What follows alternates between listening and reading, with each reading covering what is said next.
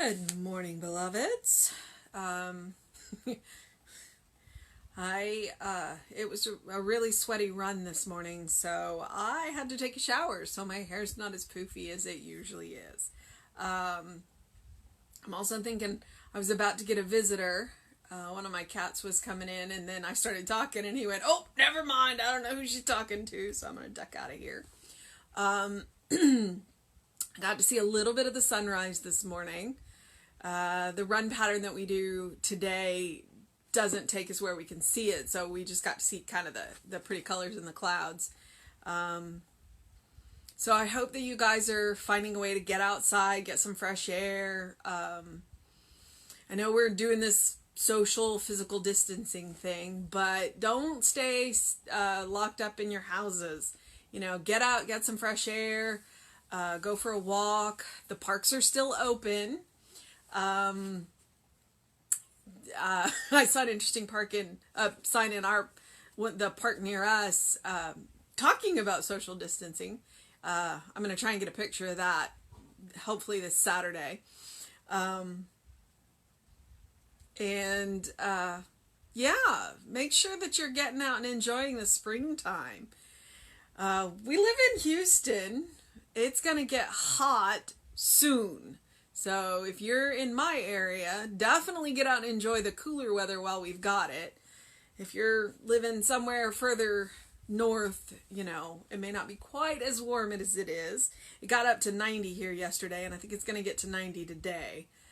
Woof. All right, so 365, Science of Mind by Ernest Holmes. Today is March 26th, and the topic is dominion.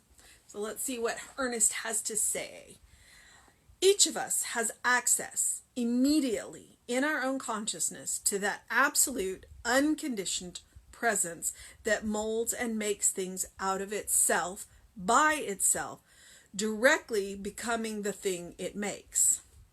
The secret of effective prayer lies in the realization that there is a power for good in the universe and that we can use it. That subtle presence we call mind or spirit is the giver, and we are the receiver. But how can it make the gift unless we accept it? One of the first things to do is to learn to expect and to accept the divine nature flowing through everything we do. God is eternally present, and we are the instruments of its expression. But only so much of the divine essence is ours to use as we permit to flow through our complete and unrestricted faith. To understand our unity with God is the beginning of wisdom. To realize that we can express our unity today should be the start of a conscious practice that will gradually conduct us to a greater and greater experience of life.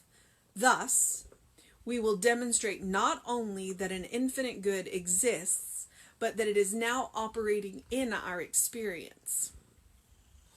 This is the purpose of the practice of science of mind. Our consciousness of the indwelling spirit and the embodiment of its gifts bring us into the dominion of good. Believing in the universal presence of... Let me try that again. Believing in the universal presence as power for good, I now accept its action in my life.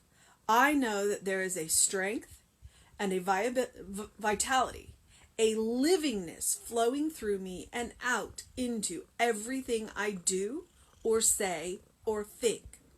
I am the very embodiment of this divine essence. There is no sense of weakness or lack of strength. Rather, the fullness and the completion of it are always present, always activated.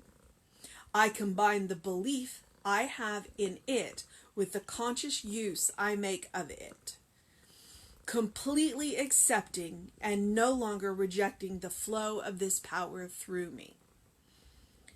When wisdom entereth into thine heart, and knowledge is pleasant unto thy soul, discretion shall preserve thee, understanding shall keep thee. And that's from Proverbs 2:10 and 11. In the 365 science of mind, he'll either start it or end it with a Bible quote. For March, he's ending it with it. In February, he was starting it with it. So it's pretty interesting. And you can probably see just the tips of the ears here.